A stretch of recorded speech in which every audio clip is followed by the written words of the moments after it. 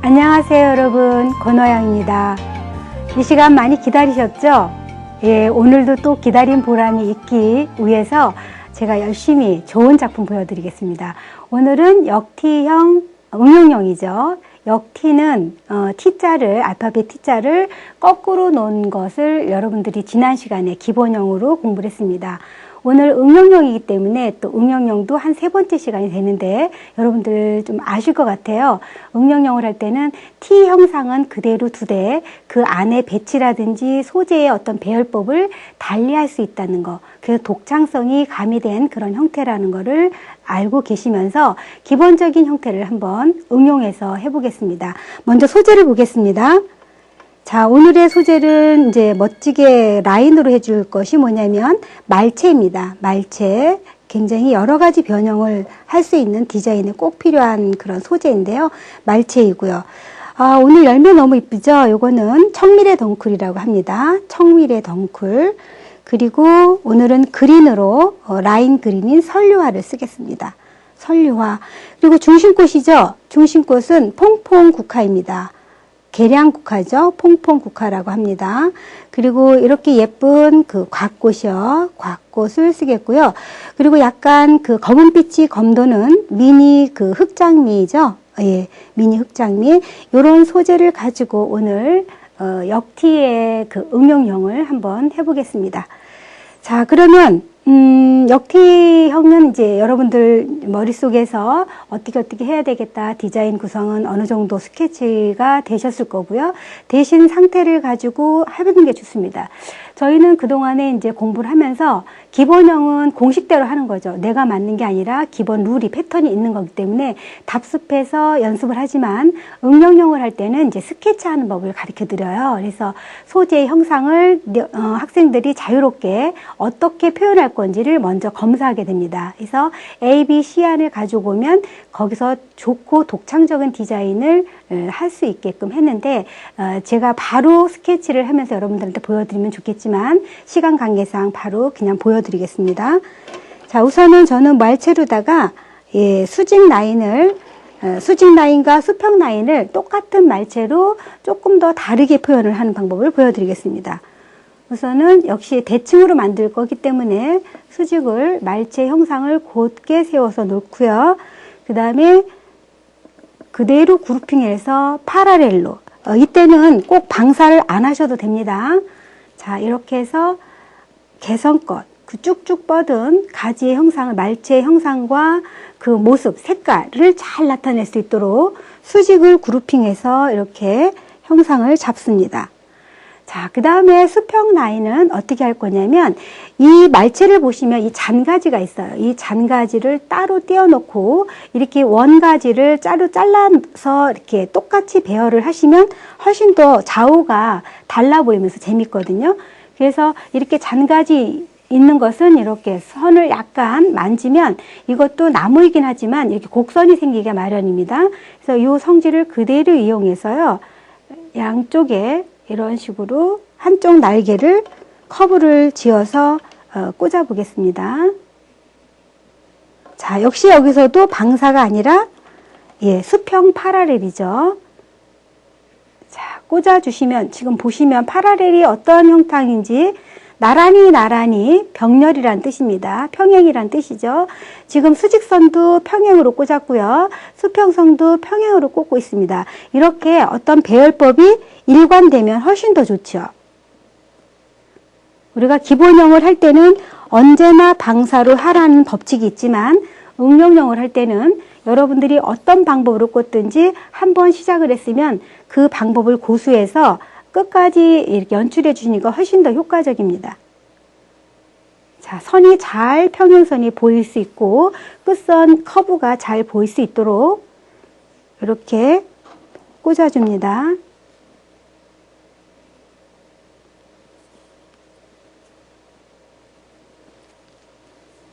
자, 이렇게 해서 부피감까지 아예 라인 하나만 있는 게 아니라 전체적인 그룹을 내서 그 형상 자체가 하나의 그 한쪽 날개를 형성하는 것처럼 부피감까지 주었습니다. 자, 다음에는 반대쪽의 날개인데요. 같은 소재인데 밑둥이죠. 밑둥을 날카롭게 잘라서 이번에는 수직적인 요소, 그러니까 수평적인 요소로 직각이 되게 이거는 이렇게 커브 없이 빳빳한 선을 이용해서 수평으로 한번 놓아 보겠습니다. 그 대신 이럴 때는 디자인이기 때문에 그냥 잘라 놓는 것보다 단면이 하얗게 이렇게 보이도록 이렇게 꽂아 주시는 것이 훨씬 더 예쁘죠. 역시 여기서도 평행으로 디자인을 합니다.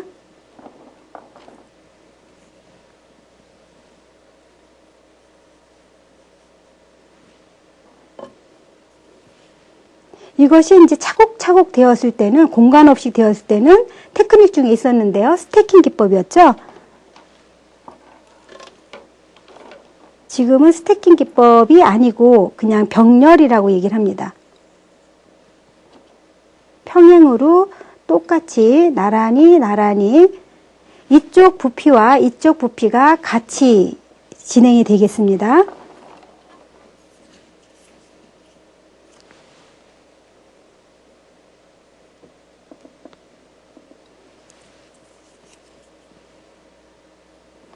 나무를 꽂은 것 같은데 똑같은 나무지만 하나의 절단면을 이렇게 하얗게 사선으로 잘라서 그것을 그대로 시각화하는 그 형상화 작업이 정말 그냥 버릴 수밖에 없는 그런 나무였지만 지금은 디자인 속에서 한 축을 감당하는 그런 소재로 지금 보여지고 있거든요. 자, 이런 식으로 해서 수직선과 수평선을 기본적인 라인을 역T자 형태를 만들었습니다. 자, 어떠세요? 이렇게 해서 우리가 굳이 앞에 그 폭을 정해주지 않아도 된다고 말씀을 드렸습니다. 자, 그 다음에는 이 라인을 좀 더 리드미컬하고 재료의 그 질감 차이를 돋보여주기 위해서 이제 청미래 덩크를 한번 써보겠습니다.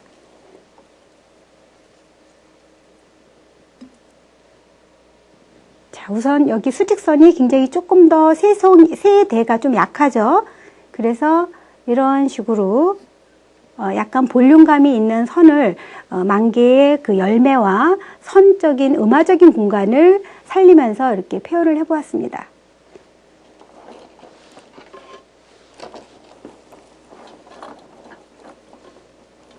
자, 나머지 만개는 또 연결하면서 그 앞쪽으로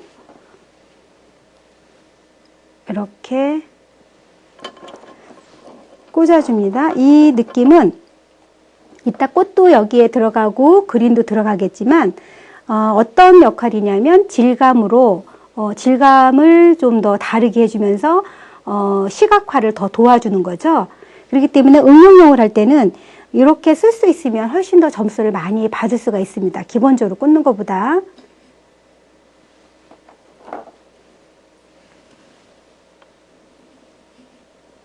자, 지금 만개의 색깔이 조금 물들어 있죠. 그래서 말체의 색상과도 아주 잘 연결이 되고 있습니다.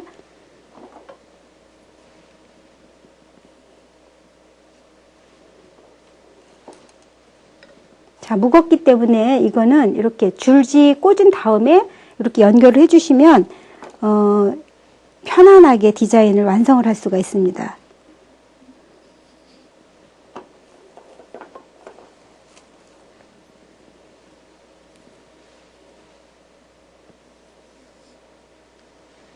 자, 어때요? 만개 하나 들어가니까 굉장히 아까 그 수직적인 그런 뼈대만 있는 것보다는 어때요? 훨씬 더 편안해 보이고 질감이 동글동글한 거 섞이니까 훨씬 어우러지는 맛이 멋스럽죠?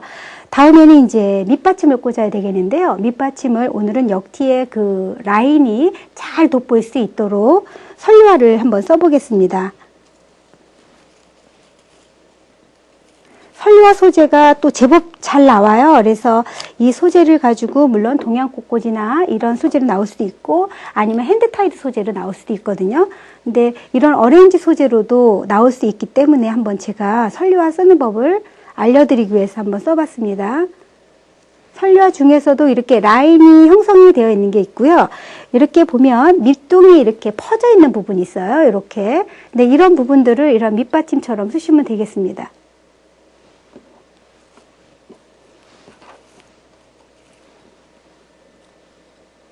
그래서 우리가 자연적인 그 소재를 만약에 네프로네피스나 루머라 같은 기본적인 소재를 썼을 때는 내가 방사로 그 형상을 만들어서 꽂지만 이런 설류화나 다른 소재를 이용해서 유카립투스나 이런 소재를 이용해서 밑받침을 했을 때는 그 소재의 성향 그리고 그 결을 잘 사용하는 것이 이제 잘 꽂는 디자인에 도움이 되겠죠.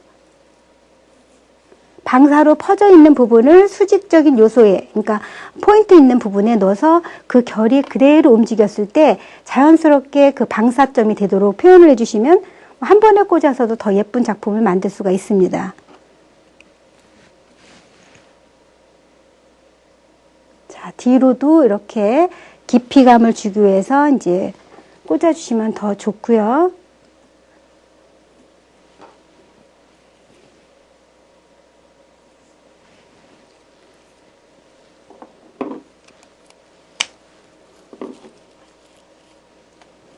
어느 분이 이제 꽃을 이렇게 보면, 우리가 역으로다가 꽃을 뺄 경우도 있어요. 한 송이가 시들어서 뺄 수도 있고, 어떤 나무가 부족해서 뺄 수도 있고 하면, 뺐는데도 그것이 원래 꽃꽂이인 것처럼 착각하시는 분들이 있는데, 여러분들이 작품을 만약에 잘 하신다면, 거기서 한 소재 정도 생략을 해도 충분히 기본적인 요소가 있기 때문에 작품이 멋스러울 수가 있거든요.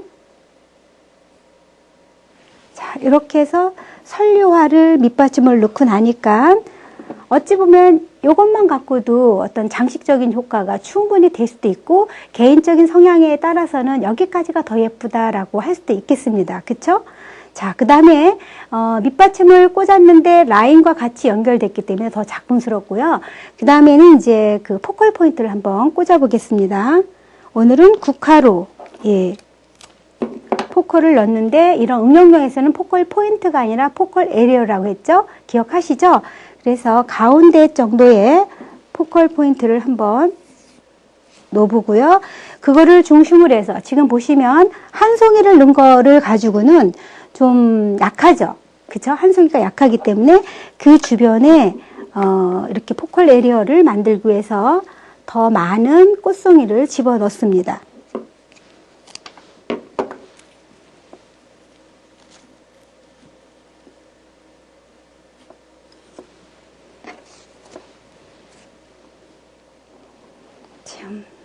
포인트이기 때문에 좀 더 보겠습니다.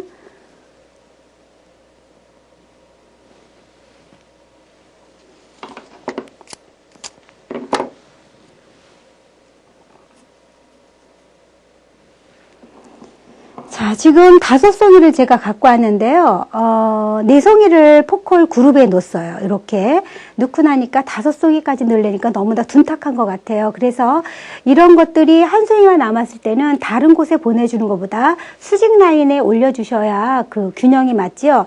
양쪽에 이쪽에 하나만 있다면은 균형이 깨지기 마련이거든요. 그래서 여러분들이 혹시 꽃을 꽂다가 둔탁한데 조금 더 다른 데 나눠줘야 되겠다 그럴 때는 수직축에 놓아주시는 것이 균형상 맞습니다. 자, 여기까지 하고요. 포컬 그룹이 완성이 됐어요. 그러면 또 여기까지만 봐도 또 작품은 완성됐다고 또 볼 수가 있거든요. 그런데 여기에서 색상을 좀 더 보완하기 위해서 노란색의 그 보색인 또 보라색 그 곽꽃을 한번 넣어 보겠습니다.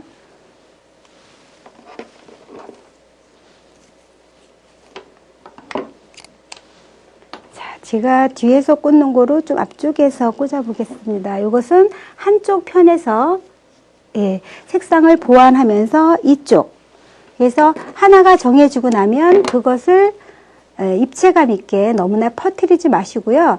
거기서 색상을 입체감으로 이렇게 넣어 주시는 것이 좋습니다. 한쪽 코너에 모아서 그루핑으로 넣어 주시고요.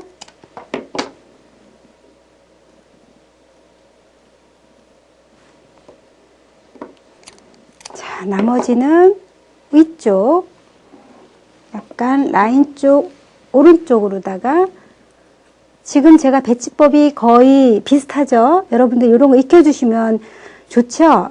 예를 들면 대각선 방향이면서 장단을 많이 사용하고 있어요. 그러니까 길고 짧게 그쵸? 디자인 했을 때 똑같은 소재를 쓸 때는 한쪽에 기르면 반대쪽에는 조금 약하게 넣으면서 균형을 맞춰주고 있습니다.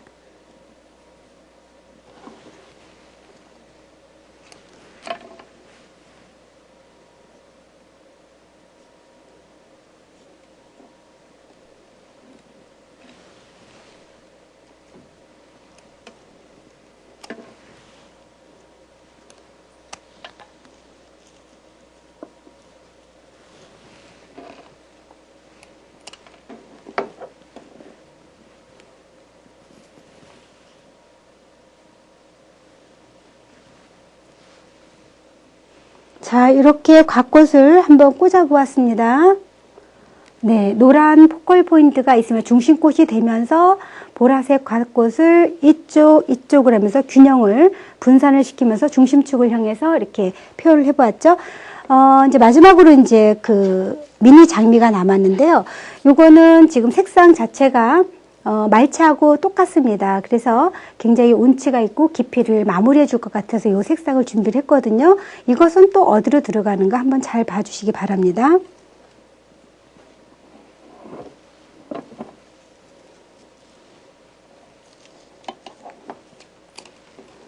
자, 중심 있는 데부터 어느 정도 넣기 시작을 해서요.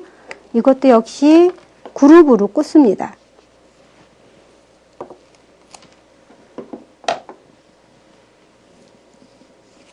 곽꽃이 한쪽으로 들어가 있기 때문에 역시 이것도 곽꽃이랑 섞이면 안 되겠죠. 그래서 곽꽃의 반대쪽 부분에 반대적인 형상을 가지고 꽂아주시면 될 것 같습니다.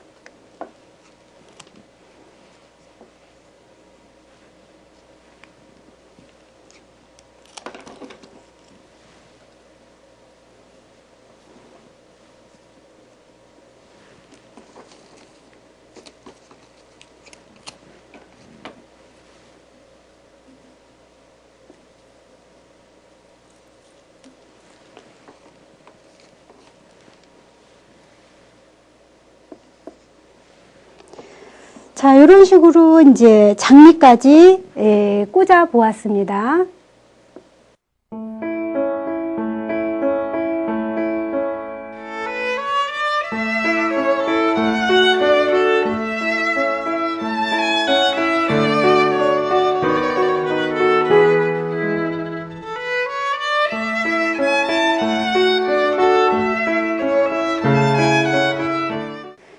자, 이제 이렇게 완벽하게 꽂아봤는데요. 한번 또 역시 뒤도 한번 봐야 되겠죠. 자, 설류화로 이렇게 마무리를 해줬으면서 붉은 장미를 가지고 뒤에 이렇게 점점이 꽂아서 완성을 했습니다. 자, 뒤에서 봐도 뭐 괜찮죠? 네. 자, 앞으로 다시 돌려볼게요.